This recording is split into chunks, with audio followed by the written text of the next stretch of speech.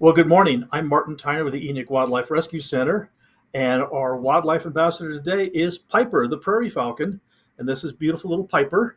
He's our newest ambassador. Turn around, look at the camera. There you go. Let him see those beautiful, beautiful black eyes of yours. And so he's our newest wildlife ambassador, our newest falconry bird, and my new little best friend. And we've been having a ball this year. He's such a great little guy to work with. Now, Piper is from the wild. Here in southern Utah, we have a very significant prairie falcon population here. And so it is perfectly appropriate for a licensed individual with the proper permits to go and pull a prairie falcon from the wild and train it in falconry. Now, approximately 80% of all birds of prey don't survive the first year. And so basically all the birds that we have here, including our little prairie falcons, they have a really small chance of survival. And so a falconer such as myself, we can pull a young prairie falcon, raise them up, train them, fly them for a year or two, reintroduce them back to the wild, and now the bird has a 90% chance of survival. So in essence, we put more birds back than we take. And so he's our newest little ambassador. Now, we had Helen, the peregrine falcon, on the show last week, and you got to see she's absolutely beautiful. And again, the peregrine falcon is a native falcon here to Utah, though the peregrine falcon was the endangered species that almost went extinct in the late 1960s. And falconers brought all their peregrines together, created a breeding project, and we've raised tens of thousands of peregrines and put them back in the wild. And now the peregrine falcon is off the endangered species list, which is a very good thing, not only because the peregrine falcon is a bird that we have completely recovered, but also does make the bird available now for falconry.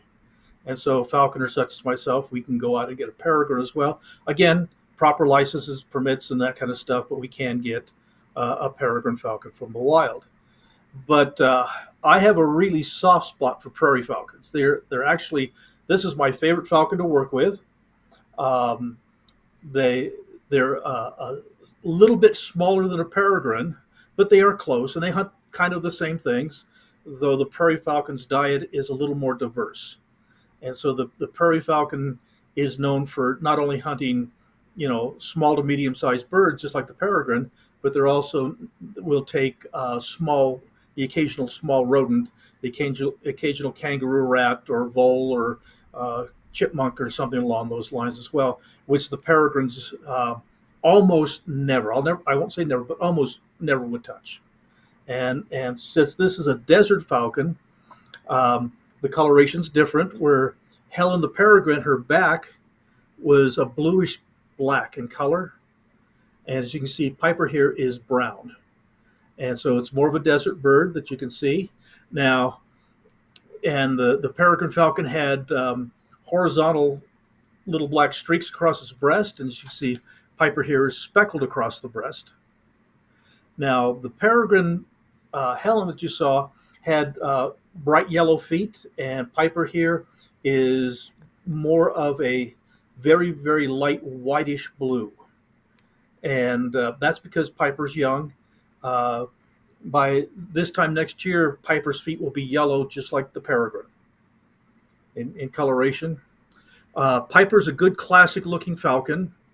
All falcons, the peregrine, the prairie, the gyr, the saker, the kestrel, it doesn't matter. Falcons have black eyes. Piper has these beautiful, beautiful black eyes. As I always say, hawks can have, brown eyes, blue eyes, gray eyes, yellow eyes, orange eyes, yellow eyes, depending on the species. But all falcons have black eyes. And so a really good indication of those beautiful black eyes of Piper. Now, all falcons have a stripe that comes below the eye.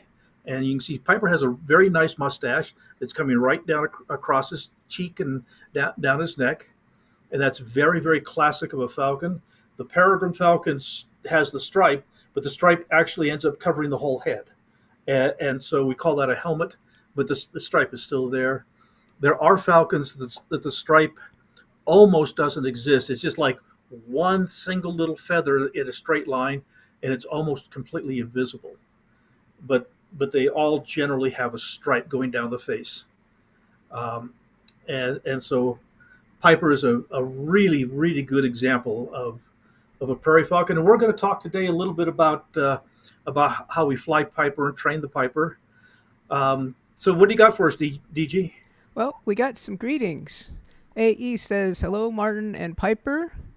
Hey, M120, M127 says, ah, little Piper. Chris Falcon, hello. that's a high number for birds of prey not making it. The wild's a tough place to make a living.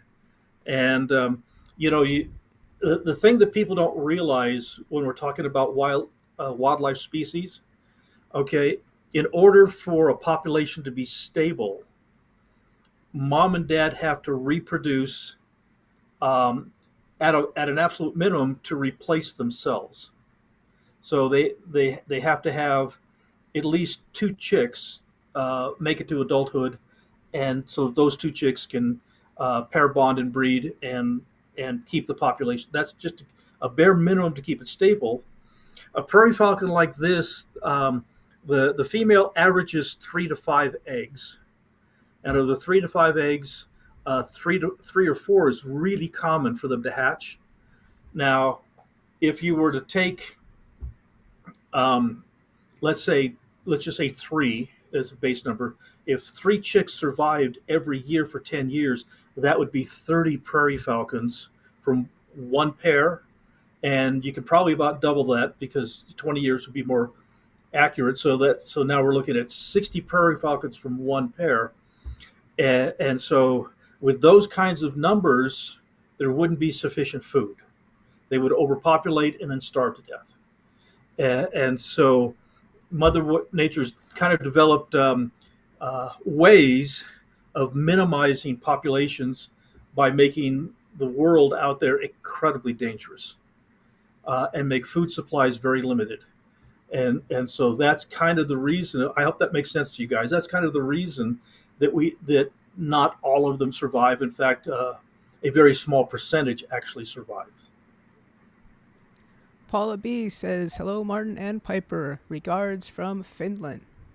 Oh, hello, Paula. Thank you, and welcome to our little uh, Vlogmas cast here in Utah. And you know, you guys, I would love to come to Sweden someday. Finland. I, hmm? Oh, I'm Finland. sorry, Finland someday.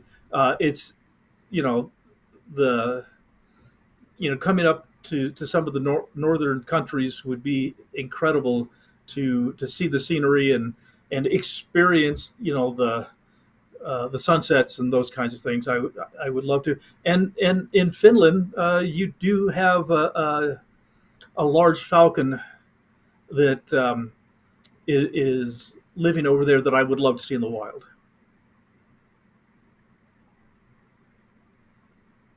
You gonna tell us which one? Oh, it's the Gyr falcon. We have Gyr falcons. It's a northern falcon, and we find them basically all from literally from Canada and Alaska all the way east, Iceland, Greenland, Finland. You have a goshawk too. That's a bird, a Finnish goshawk that is one of the largest goshawks in the world, and again, it's a spectacular bird for falconry. So I have sort of a weird question. Something happened this morning I wanted to ask you about. I was wondering if you noticed that if anybody was missing over there with all your birds this morning, or if anybody would seem riled up or anything. No, everybody seems fine.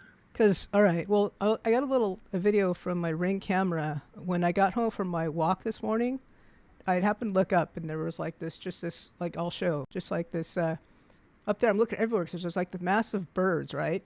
And I'm kind of whatever. And all of a sudden something drops. So, okay, what is it, right? Someone dropped this in my front yard when I got it when I got home. Uh huh. There's like this crazy bird thing, and then this drops, and it's a. So do you know that signature?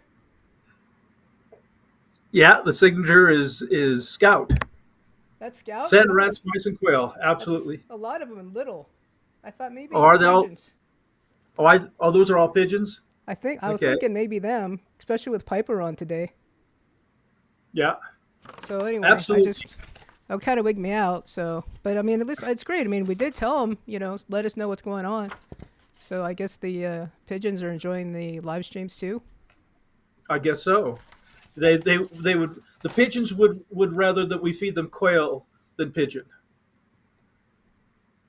So it's like that.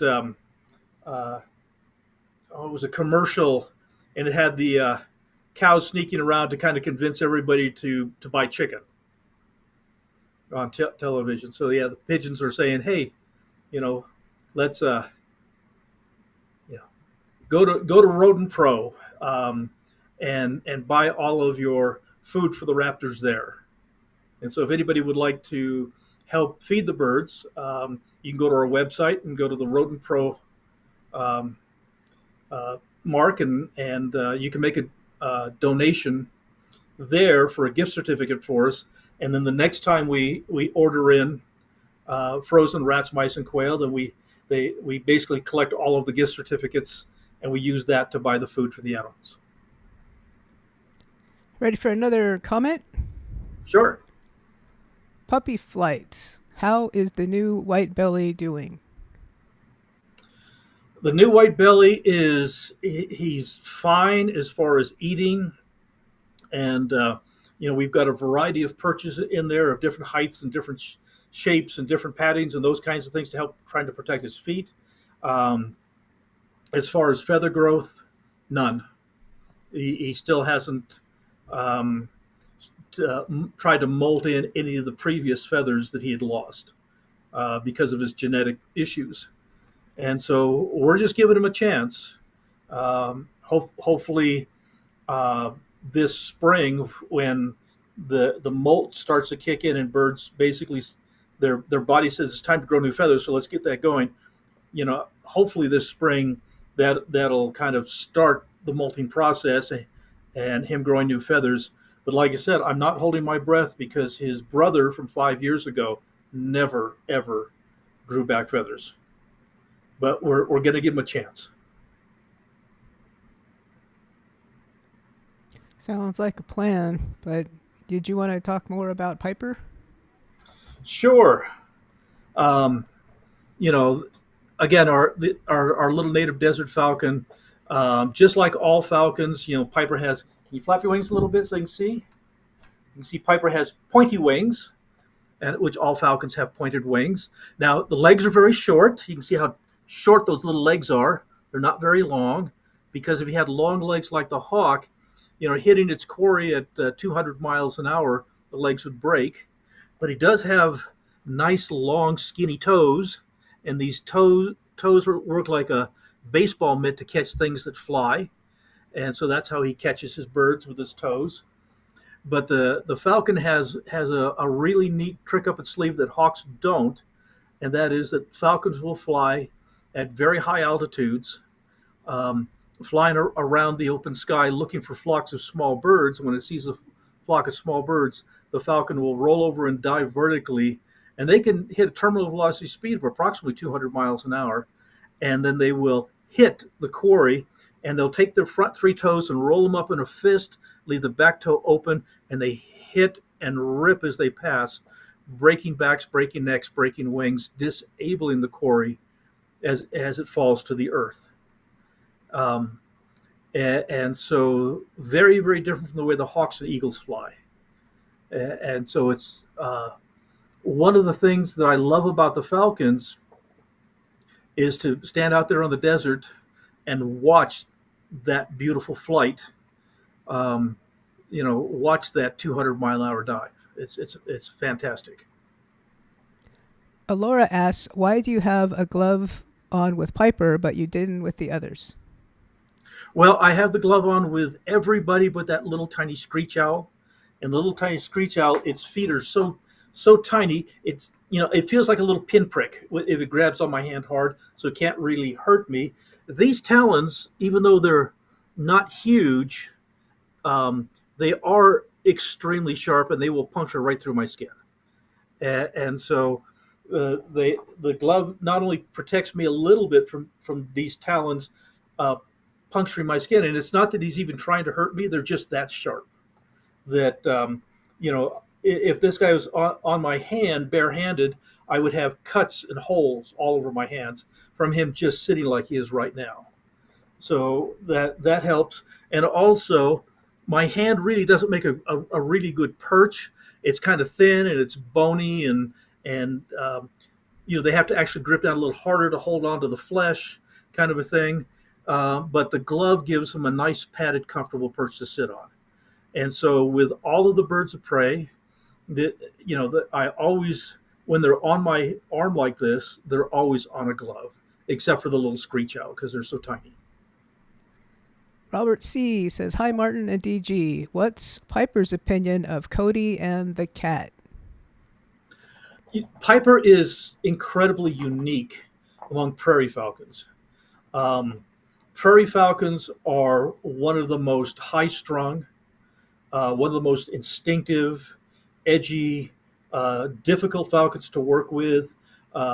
Most falconers don't particularly like the prairie falcon because of their instinctive nature, and they can be aggressive, they can be noisy, they can be just a really really hard bird to work with and get along with. Um, Piper has been the sweetest little prairie falcon I have ever had. Um, and he showed me this almost immediately when I got him. Just if you can only imagine this, and we do have a video of that you can go back through the archives. But I trapped Piper. He was flying wild and flying on his own, and I trapped him. And after I got him trapped and I got him, set up and got him home and got his little leather anklets on his legs right there and got his jessies and his swivel and got him on my glove, I sat in my chair right next to me here, my little recliner chair, and put some plastic down so that when he poops, he doesn't poop on the floor, and started the process we call manning, which is basically acclimating our new birds of prey to human activity, especially to me. And so here's this perfectly wild falcon, and we're at the house, we're sitting here quietly, and I lay the recliner chair back a little bit, and he's on my glove, and I'm just kind of leaned back and comfortable, and I'm talking to him and trying to soothe him and that kind of stuff. Oh, there you go. There's the picture. And Piper, this is 3 hours after I trapped Piper. That's amazing. 3 hours after I trapped him, I'm kind of relaxing, laying back, and starting to take a nap, and Piper jumps off my glove. He jumps onto my chest, and he sits there and kind of looks me right in the eyes, and then rustles a little bit and lays down on my chest, and he's just happy as a clam. He's just going, oh, this is a comfortable place to relax. And so I've never had another, especially wild bird of prey, ever do that. And this is not this is not a wildlife myth or anything photoshopped. That's just Martin's life. Yeah, this is me 3 hours after trapping my little prairie falcon. It's afternoon and I'm home and just took a nap, and Piper decided he wanted to sleep on my chest. So I've never seen that before. I don't think I'll ever see that again. And so his incredibly calm disposition that he has, our cat Autumn, she walks around here and she's pretty spooky about the birds because she knows that these birds, can certainly hurt her. And so she'll be curious, but all the bird has to do is move or flap its wings or something, and the cat heads for the high country. She's catches out of the room immediately. And Cody, he's not the smartest dog on the planet, and I have to be very careful with him because he'll come up and nudge. I can hold Piper on my arm right here, and Cody will nudge my arm, want me to pet him, and so Piper, he just looks at them just as calm as can be, and doesn't really have any fear. So, uh, unique little prairie falcon, uh, the calmest one that I've ever had. MV says, would love to experience holding Piper. Can Martin share the first time he held an eagle? Is that the first bird he ever held? It's not the first bird I ever held. The first bird of prey that I ever held was a barn owl. And that particular barn owl, I'd had pigeons and I had some citizens, some parrot type birds, and that kind of stuff as a kid. And a neighbor knew that I liked birds, and a neighbor found a baby barn owl that had fallen from its nest and brought it over to me because he knew that I loved birds.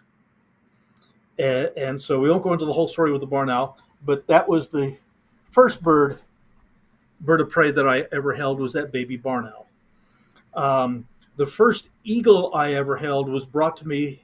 Yeah, the stories are in my book.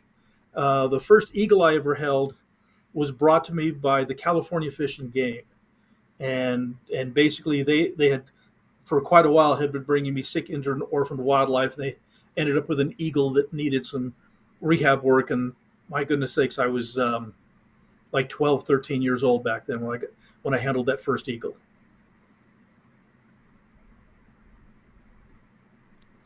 So ready for the special movie time that Susan went out and helped us to get? Sure. Let me kind of set this up for you guys. We tried to see if I could get a live video feed from my cell phone out flying Piper, but we're kind of far enough out that we really don't get, we don't get good video. It's just jerky at best, and that kind of stuff. So my wife and I went out just the other day, and we kind of filmed like we would have, because I really want you guys to come along and experience what I do with Piper. We've had several videos of my Harris Hawk flying bell and that kind of stuff. We want to do something similar with Piper, but we wanted to do this a live podcast, but that wasn't going to work. So anyway, we're going to start you on a little video journey of our daily flights with Piper. Okay, we're out at the flying field, and it's a beautiful sunny morning, and we're going to fly Piper the Prairie Falcon, and we want to kind of show you kind of everything that goes into getting Piper flown. And so let's go ahead and get out of the car and get going. Okay. This is Susan's tracker, isn't it? That's my tracker. Okay. Yeah, Susan's tracker is silver, and mine looks more beat up. Get the It's GPS dark system blue.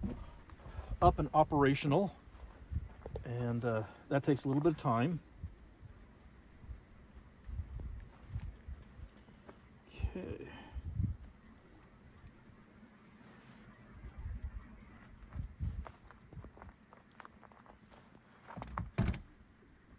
We just turned on the iPad. Now here's the GPS system Making this that work. connects to the iPad. The transmitter is already on Piper. This is our receiver. And so this receives the signal from the transmitter. This is another GPS transmitter. I've got one already on Piper. And So you have extras. yeah, I've got an extra one. We turn this on with a magnet so that it's functioning. Once we got that functioning, then we place it on my vest. There's a little holder here. Cool. That way you don't. I wonder if we could pause for a second and talk about the container you have, that particular kennel, how it's the doors, everything's so different. Oh, that's one of my Hawk boxes. That particular box is made out of that plastic cardboard. They call it Corplast, and it's one that I made. And to be honest with you, that one is just about totally destroyed. It's the sun does rot the plastic, and so this is the last year I'll be using that one. I'm going to take all the hardware off it and use the hardware to make a new one. The doors, it has two doors, it has two chambers with a wall in the center. So on the left side is where Piper is. On the right side, I'll have somebody else like Belle, and to keep them separated. It's also well ventilated, and we put down dog wee pads on the bottom to collect up it, when they poop in the box to help keep it clean. And each side has its own perch in there as well for the bird's comfort. What is it? Yeah, it stays with me and I don't lose it, and get my whistle disconnected. Then we need to take this. Like I said, there's more steps that we have to do. Right now it's in sleep mode. Now sleep mode means that it's The glare is pretty strong. So using very, very little battery power, because these batteries only last a short time. too much glare. And so I'm going to take it off of sleep mode. And so now it'll go to its normal function, and we'll know that it's on when it starts to beep.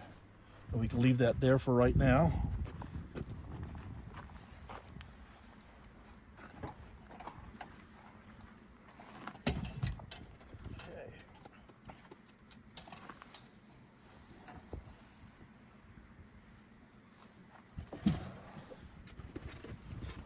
Oops. Now this is basically a pigeon launcher, and we put a pigeon in here to flush the pigeon when Piper is up in good position.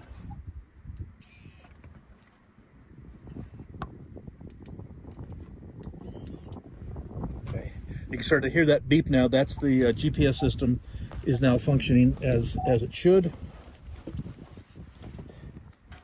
And so now the pigeons I brought with me today, these are a couple of really good racing homers. Let me move my seat out of the way so I can watch. Okay. There's the cage you transport them in. Yeah, these are really good racing homing pigeons, and Piper has very little chance of catching it unless the pigeon makes a mistake. So I'll put this one in the launcher. I'll take the second one, and we'll put it in my vest, so that when Piper misses the first one, he can regain out back to altitude to his 300, 400, 500 feet, and then we can flush him a second one to give him a little more flying time. And so we just take this. I've got the remote control in my pocket, and we want to get away from the cars. And the reason for that is we don't want the pigeons going under the car. My Falcon basically going under the car, catching the pigeon, and I have to crawl under the car to drag the Falcon and the pigeon out. So if the pigeon does go under the car, it's almost guaranteed Piper will kill it. Yeah, that's a mistake for the pigeon to go to hide. The pigeon can outfly him. And so that's what we want the pigeon to do, to basically stay in the air, outfly the Falcon, and head for home.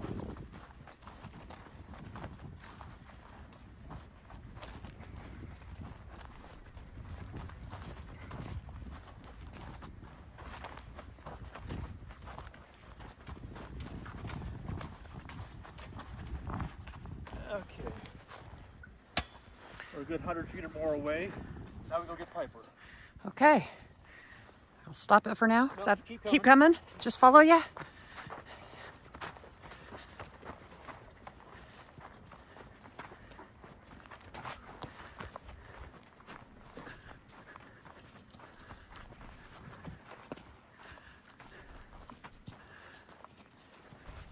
So when people come out to watch me fly the bird, this is what they experience every single time. Just getting things set up and getting the Falcon ready to go. Wintertime it's cold and dry, so a little chapstick helps. So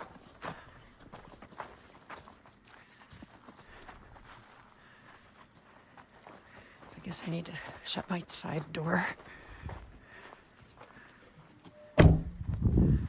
Okay. Now, as you can hear, the system is running.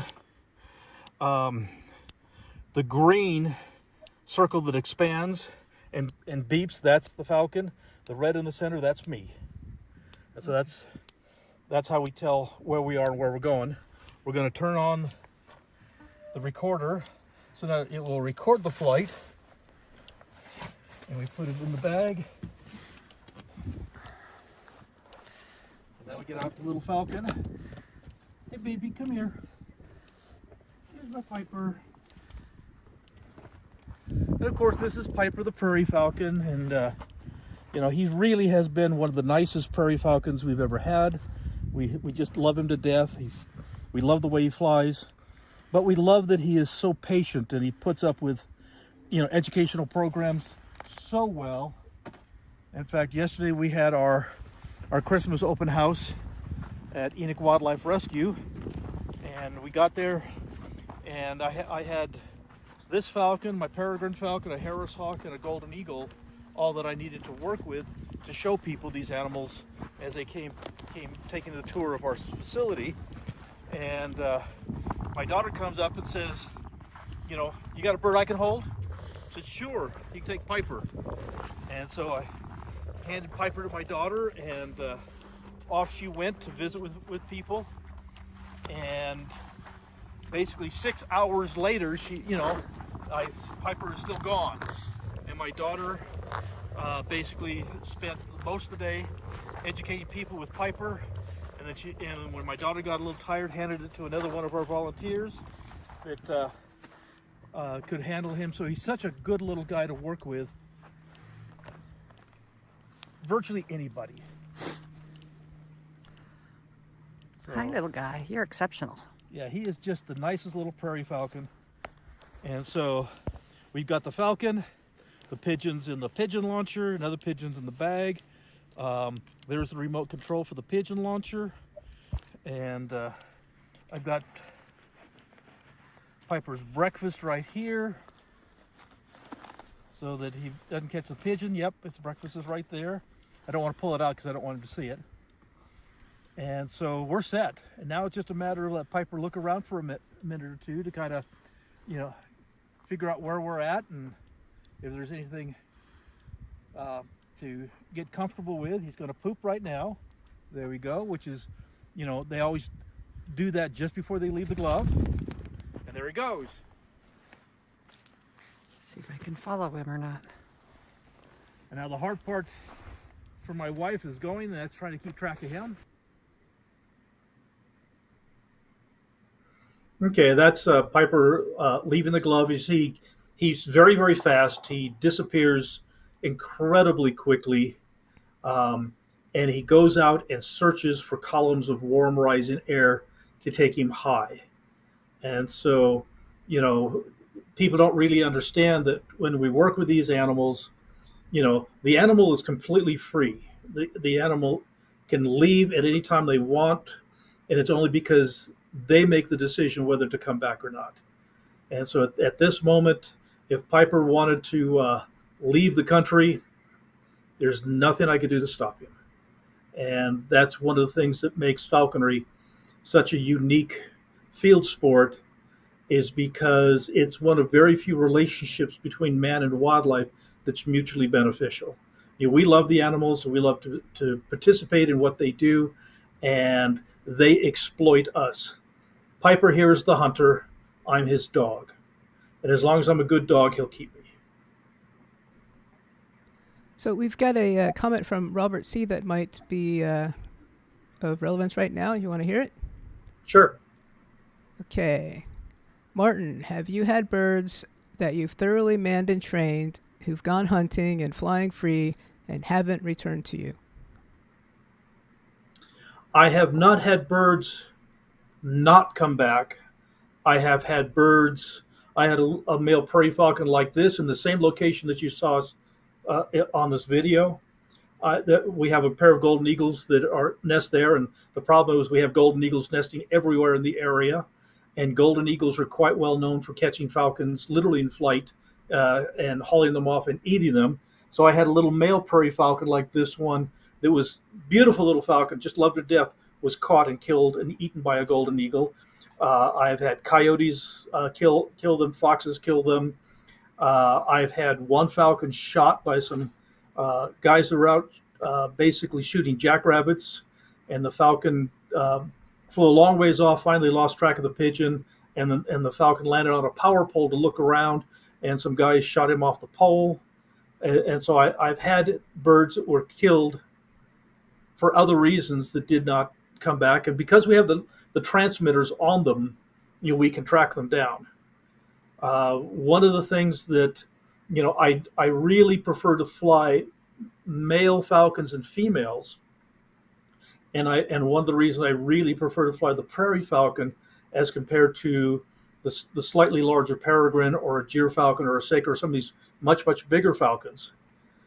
Because the bigger the falcon, the more long-winded it is, and the more likely it is to chase whatever it's hunting longer distances. Where we live, if Piper were to catch a pigeon, a duck, or a pheasant, whatever, a mile, 2-3 miles away, there would be a really high possibility that one of our local eagles would see him on the ground eating, would fly down, not only to steal the food from him, but kill and eat him as well. And so with the male prairie falcons, even though he does cover a lot of ground, he's not as long-winded.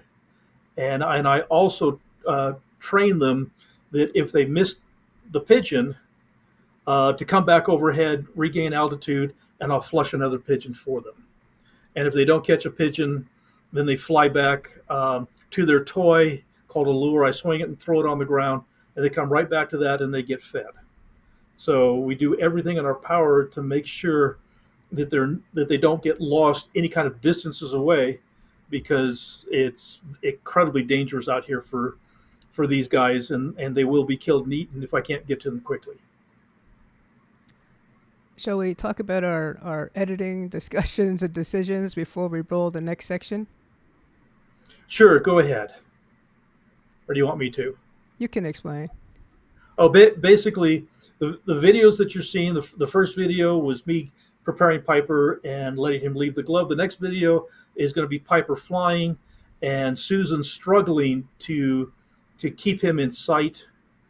And the third is you're going to watch the pigeon launch in slow motion. So let's go ahead and get to the second one. Actually, that's not quite right. The second one was basically not being able to see because he was flying so high, it was really seldom in the camera. So the second section, I just pulled out. That one we didn't use. But now we're going into the third section, and it's still raw, and it starts about the time that you first launch the pigeon, because that's when Piper starts to fly a little lower and there's more to see. Cool? Yeah. Cool. Okay, we're ready for that then? Yep. No, this is my meditation. This is the time I come out and I relax, and usually by myself. Here he comes. He's really high. Really high. Really, really high. I see a jet up there, but I can't even see that on the film. He just crossed the line of the clouds. Now he's back to... Coming this way. Yeah, he just turned. But he was just crossed the white line of that big cloud band. So he's really up there.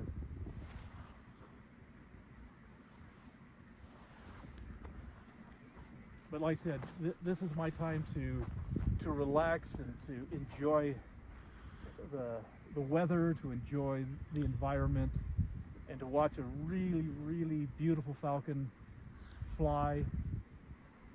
He's just going up to the edge of the lower edge of those clouds. I can't He's see in him the at all. clouds right now, at the lower edge. So I'm just filming you watch him because I can't see anything.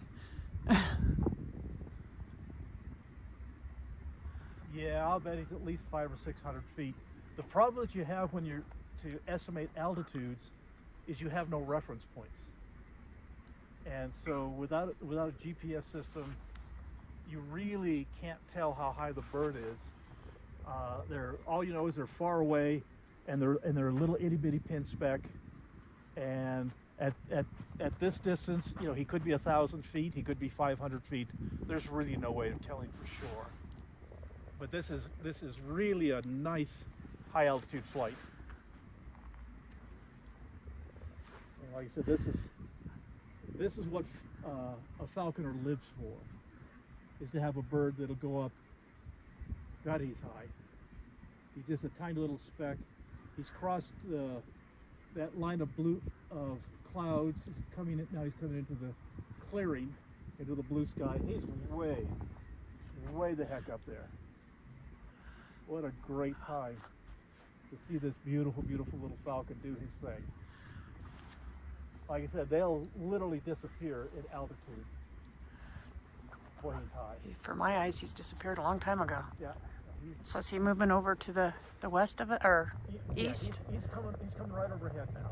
Is he? He's coming overhead. It'll be just another minute or two before he's up there. What a beautiful flight. You ready for your pigeon, Piper? Oh, I better turn. Dead overhead. Dead overhead. Here's I'm the gonna pigeon. turn. There's the pigeon, And guys. here's the 200 miles. Look at him coming down. Oh my God, he just pitched off. He's still way up there. He's over here. Okay, the pigeon. I'm just following the pigeon. Is that okay, or is he not going to chase it? It's coming back. I can't see the pigeon now. It's moving too fast and the sun is bright. So he didn't go after that one? No, he pulled off that pigeon. Hi, Piper. Hi, baby. Says having fun. Yeah, having a good time. What a beautiful flight. Let me go see if I can set up a second pigeon launcher. Can you keep track for me, Sue? Yeah, I'll try. Try to. I will try to.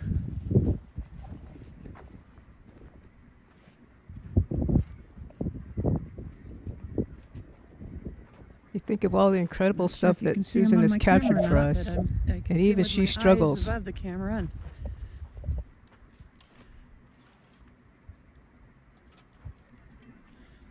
Well, it's I have photographers want to come out and photograph and video my birds flying it, and they're always disappointed because they come out and they're professional and think they're so good, and when a falcon's traveling at 100, 200 miles an hour, it's almost impossible. there. Oh, got him. You got him, good. Yep. At least I kept track of him long enough for you to see him.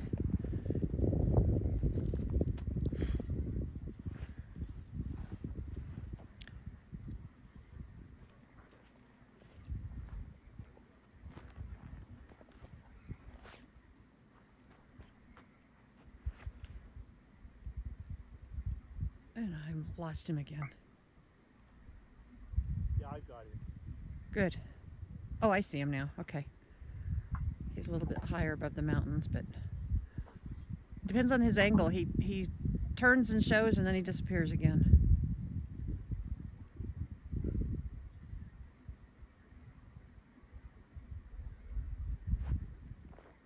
And like I always say, the whole point is you fly the large falcons because what you're looking for is a very artistic form of flight. And what we're looking for is that incredibly high speed, vertical, 200-mile-an-hour dive. Whether he catches the pigeon or not, I don't care. I'm looking for the art of falconry, and Piper is certainly demonstrating those qualities for me. He's coming back overhead now. Okay. Heading our direction. He's not nearly as high, but that's okay. So I should watch the trap. Well, he's right there if you want to watch him. I can't even see him. My eyes are so bad. Trap's gonna sprung now. Here he comes. Whoa! Took the pigeon. Took another shot at it. Yeah, my eyes are so bad I can't see what I'm filming at all. Okay. Well, he's had his fun, and now I'll throw his toy out. There's his toy. So I can barely see him even in the light. We're as close as he is now. Hi, Piper. Did you have fun? You had such a good flight, kiddo. We had fun. He's such a good boy. It's amazing. This is how a falcon is supposed to fly. There just isn't anything better. Hi, sweetie. That's my boy. I got your toy. Hey, you want this? Look what I've got. I got a starling for you. Yeah, I got a starling. There you go. My boy. Hi.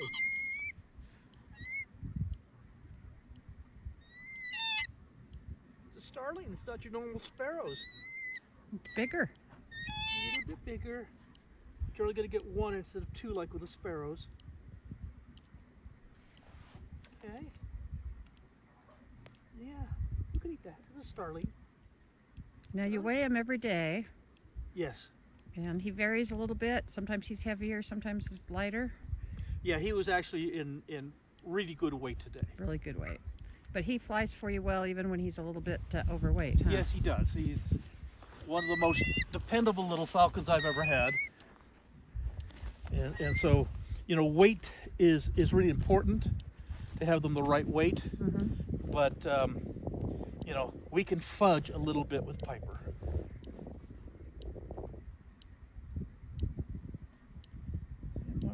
Move the head out of the way.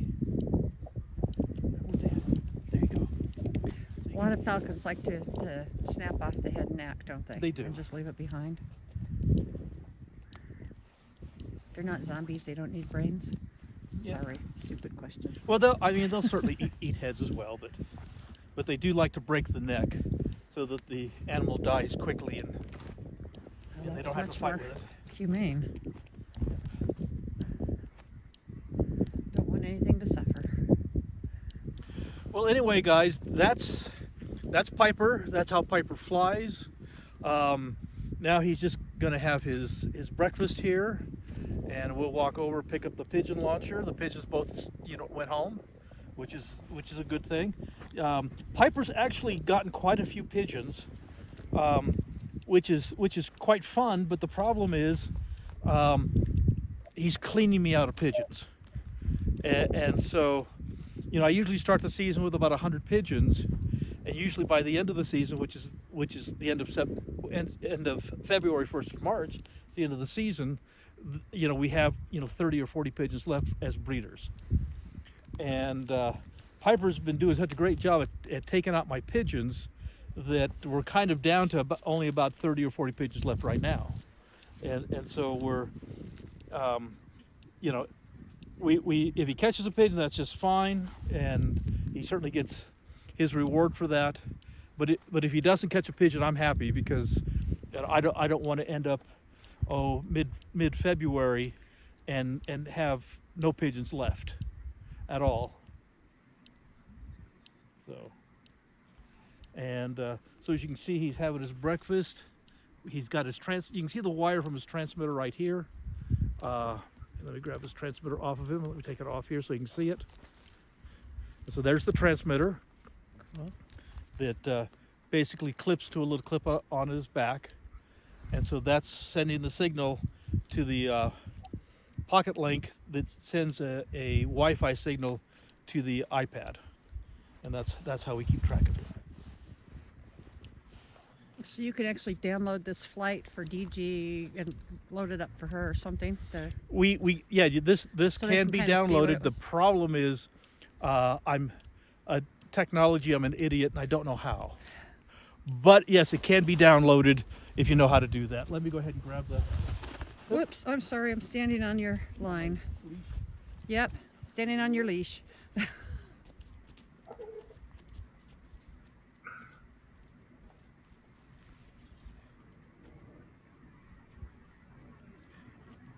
Anyway, guys, we'll go ahead and call it a day. This is give you a really good opportunity to watch a very high quality falcon go through his paces, and we'll talk to you again soon. Okay, thank you. Anyway, that's Piper up and doing his thing, and the highest he's gone so far has been 975 feet according to the GPS. Yesterday's flight was 750 feet, which again, he's just a pin speck in the sky. 500, the flight that you just saw there, he cleared right at 600 feet altitude for that particular flight. And I'll be honest with you, a prairie falcon like this out hunting, if they're 100 feet up in the sky, that's plenty of altitude to do anything and everything they need to do. As far as the dive is concerned, anything above 200 feet is just flat showing off. And so Piper's been a really neat guy to let him take high altitudes and put on some great shows for the people that come out, and ask to see Piper do his thing out in the desert. It's an opportunity for people to see kind of a once in a lifetime opportunity of seeing a falcon completely free, not like a bird show where the bird flies from point A to point B. This is truly the animals out in their natural environment doing what they do naturally. Instead of a once in a lifetime, I got to see a falcon, do a vertical stoop on a dove, a pigeon, a sparrow, whatever. It's a daily activity for me. So it's quite fun. Carolyn asks, how long do you fly Piper? Piper, we fly him for about a half hour.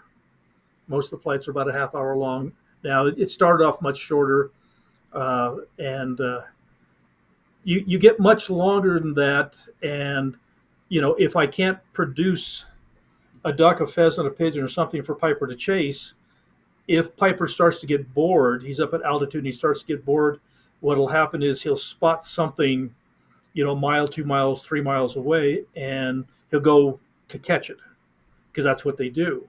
And so if I'm not being a good dog and I'm not flushing quarry in a timely manner, he'll go and leave to go, do his own hunting, and then I have to go find him and pick him up and bring him back. But so we give him a good long flight, but we don't extend it to the point of him getting bored. MV asks, does that affect Martin emotionally to lose the birds in all those different circumstances? Well, to be honest with you, as a wildlife rehabilitator, not all the animals survive. By the time an animal gets to my rescue center, it's virtually always in critical condition. It's on the very, very edge of death. I mean, when you can walk up to a wild animal and pick it up, it's dying. And so it's always a huge emergency to get them to us. And when I lose something, and especially I have a real soft spot for eagles, especially when I lose an eagle. It's a really, really bad day for me. And the only thing that actually gets me through the emotional trauma of losing one of my patients is that I have Scout, my golden eagle, and he and I have this wonderful friendship, and Scout understands. And so I could be feeling really, really bad, and I go pick up Scout, and we can sit out in the front yard, or we can go out, flying or whatever, and Scout will understand, and he makes me feel better. That I may not have been able to save that one, but I'll save the next one. So yes, it is very emotional. So we've only got a few minutes left. Are you ready to see our number 5 most viewed video? Yes. Well, a portion of it anyway. This one is Eagle Arrived Unconscious. This eagle is in very, very bad shape, and this is around the clock care. This is a little bit before sunrise, and he's one very sick kid. Yes, you are. Hi, sweetie. We're gonna have to spray you for lice too. Hi, sweetie. Isn't she beautiful? And it's always so neat to get them put back in the wild where they belong. Wild? Pretty soon? Yep. Okay, here we go.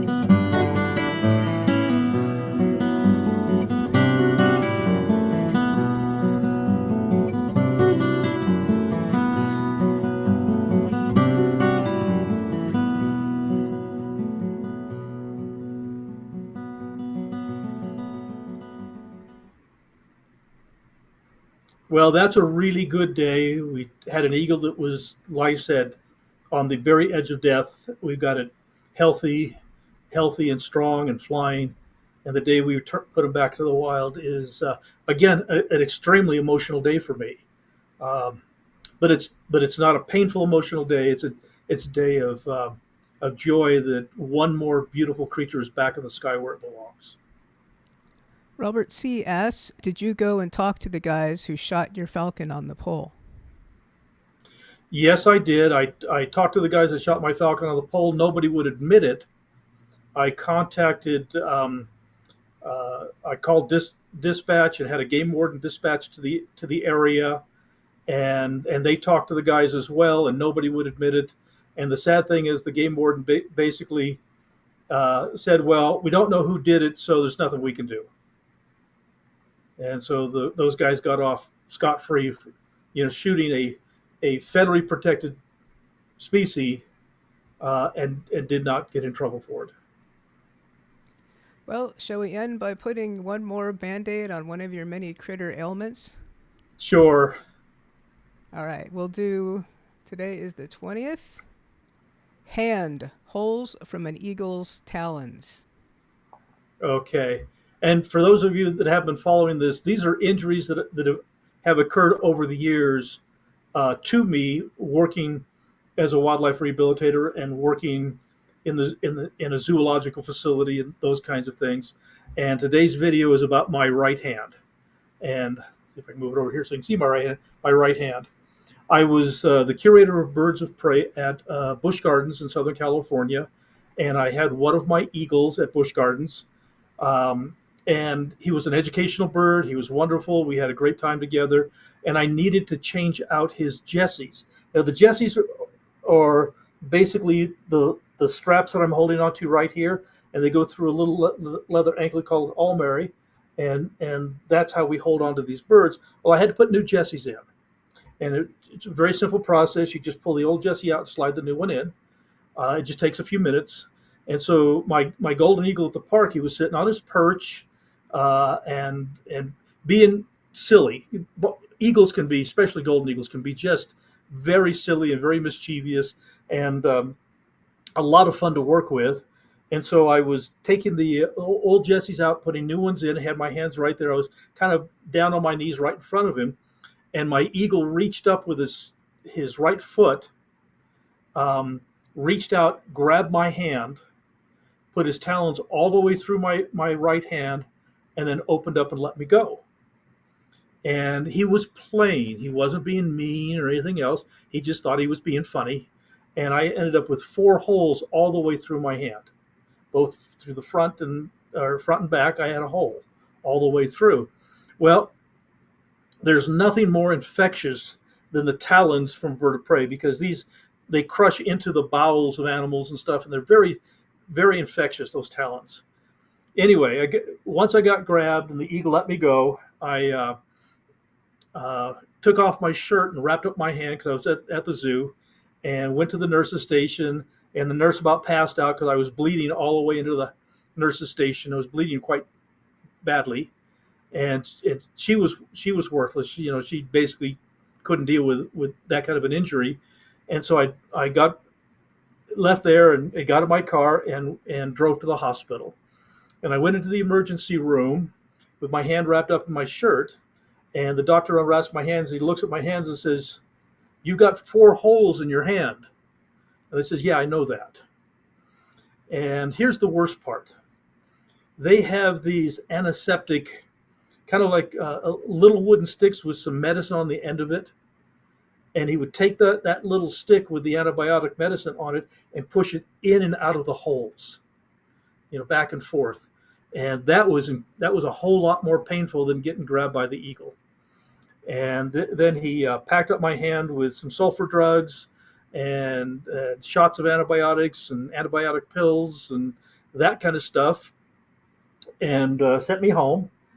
And my right hand started to swell from infection, and my right hand swelled from my hand to my shoulder, and went back into the hospital, and the doctors were talking about possibly having to amputate my right arm from infection if we couldn't get the infection under control. Well, they were able to get the infection under control, and obviously I still have my right arm. But like I said, there's nothing more infectious It was just an accident. The eagle was not being mean or vicious or anything else. He was just playing. But when you deal with, wild animals, the thing that you have to understand is, you know, I made the choice to work with these animals, to bring these animals into my captivity, and to be responsible. And if I get injured, it's my fault. And so it wasn't the eagle's fault at all. It was my fault. And that was the only time I've been grabbed really violently by an eagle. I've been grabbed a few times, but I've been able, to wiggle my hand around to pull out, and I'm pretty quick at getting my hands out of the way. But that was the worst one I ever had. So we're just about at our time. It's 11 o'clock, but I realized we forgot to show the slow version of the pigeon and the and Piper. Should we show that real quick before we take off? Sure, go ahead and put that on. Do you want to intro it all, or? Well, basically, it's exactly what you saw in the previous video of the pigeon being launched and Piper going after it, but it's been slowed down dramatically, so you can kind of see a little bit more, because it happens so fast it's almost impossible to see.